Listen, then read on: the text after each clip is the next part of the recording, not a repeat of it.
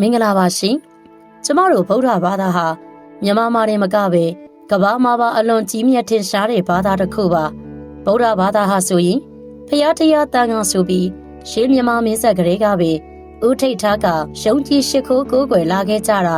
နှစ်ပေါင်းအတော်ပင်ကြာခဲ့ပါပြီဖျားရှင်တော်မြတ်ကြီးလက်ထက်ကလေးကတိုင်းပြည်ရှိပြည်သူပြည်သားတွေရွာရှိရွာသူရွာသားတွေဟာစွန်ဘောစင်ခဲဝယ်တွေကိုအစင်မပြတ်လောင်းလူရန်ခဲ့ကြတာဟာယခုအချိန်ထိပါပဲရှင်ဖျားရှင်တော်မြတ်ကြီးပြိဋိဘံစံပြီးနောက်မှာလေကျမတို့ဟာဗုဒ္ဓရုပ်ပွားတော်တွေဖြစ်တဲ့ဖျားစင်တို့တော်တွေကိုကြော့ဦးညွတ်စွန်ရင်လောင်းလူချင်းတွေကိုပြုလုပ်ခဲ့ပါတယ်ဒီကနေ့မှာတော့စွန်တော်တင်းချင်းစွန်လောင်းချင်းရဟန်းများစွန်ငံကြွားခြင်းနဲ့ပတ်သက်ပြီးကုသိုလ်ရေးရာတွေအကြောင်းကိုလည်းပြောပြပေးသွားပါမယ်ပထမဦးဆုံးစွန်လောင်းချင်းရဲ့ကျိုးကျေးဇူးတွေကအာယုဝနဒုက္ခဗလပฏิဘာနာဆိုတဲ့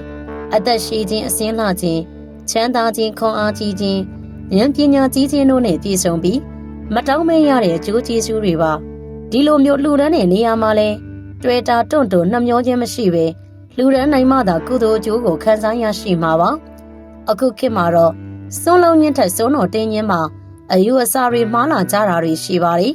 ဘာကြောင့်လဲဆိုရင်အိမ်မောင်ကိုယ်ွယ်ထားတဲ့ဘုရားဆင်းတို့တော်ကိုစွန်းတော်ကဲ့ရမှာစွန်းတစွန်းမြဟင်းတစွန်းမြသာမိမိမစားခင်စေတနာဖြောင်းဖြောင်းနဲ့ကတ်လူကြပြီးမိမိကိုယ်၌ကြလူတအူးစာထမင်းနဲ့ဟင်းကိုစားသုံးပြီးဖျားရှင်ကိုတော်မြတ်ကြီးကိုစွန်းတော်တင်ခဲ့မယ်ဆိုရင်တောင်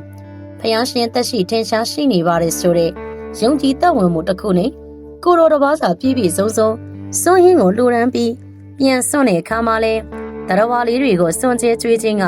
အလူဒါနာနဲ့မြောက်တယ်လို့စွန်းတော်တင်ကြီးရဲ့ကျိုးဆက်ကိုလေခံစားရရှိနိုင်ပါတယ်တက်တီဝလံတွေကိုစွန်းတော်တင်ရမှာလဲအခုမနှောပဲတင်အောင်မျိုးလည်းမလုပ်သင့်ပါဘူးတက်တီဝလံအများစုဟာဒဗနီနီအထားခံတာကြောင့်တရက်တင်ပြီးသားတက်တီတစ်လုံးကိုပဲအမြဲလိုစွန်းတော်မတင်သင့်ပါဘူးရှင်ရဟန္တာတန်ဃာတော်တွေနဲ့ပတ်သက်ပြီးစွန်းဟင်းတွေလှူဒန်းမယ်ဆိုရင်လေအရှိရပြောသွားသလိုပါပဲနှမျောခြင်းမရှိပဲတရားတရားပြေဝစွာနဲ့လှူဒန်းသင့်ပါတယ်ရှင်သို့ပေမဲ့ယဟန်တန်ဃာတွေစွန်းမခံအပ်တဲ့အရက်6ရက်ရှိပါတယ်သူရတောက်ထုတ်တေတင်းကုတ်ပန်တုကဘိက္ခုမှာပြိုစည်းကေဟာပြည့်တစားလင်းကွာမုတ်ဆိုးမှာဤ6အိမ်တွင်အကျွမ်းတဝင်းစွန်းမခံရပါဘူး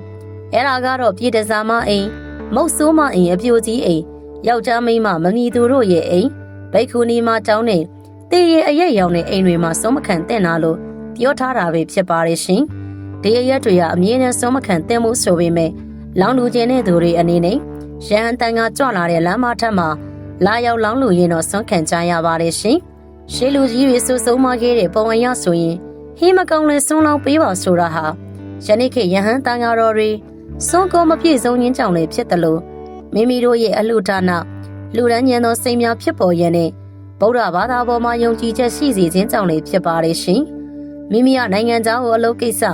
ခရီးကိစ္စတစ်ခုခုနဲ့ရောက်နေတဲ့သူဖြစ်တယ်ဆိုရင်လေရုပ်ပွားတော်ပုံတော်မြတ်ကိုကိုးကွယ်ပြီးစွန့်ရင်ကလူချင်းများပြုလုပ်နိုင်ပါတယ်အဓိကကတော့တာဝန်ယုံကြည်မှုရှိမှသာလျှင်ကောင်းသောအကျိုးကိုခံစားရရှိမှာပါယုံကြည်ခြင်းဟာအားကိုးအားထားရာဖြစ်တဲ့အတွက်ဘယ်တော့မှဆိုအလှဒါနပြုလုပ်မယ်ဆိုရင်ကိုလုပ်တဲ့အလုပ်ပေါ်စိတ်နှစ်ပြီးနှမျောတွန့်တိုးခြင်းမရှိပဲအလှဒါနတစ်ခုကိုပြုလုပ်သင့်ပါတယ်ဆိုတဲ့အကြောင်းကိုဘဝတုတရပဲပြောပြတင်ဆက်ရင်းနဲ့ဒီကနေ့ရဲ့တင်ဆက်မှုကနေနှုတ်ဆက်လိုက်ပါရရှင်အားလုံးကိုကျေးဇူးတင်ပါတယ်ရှင်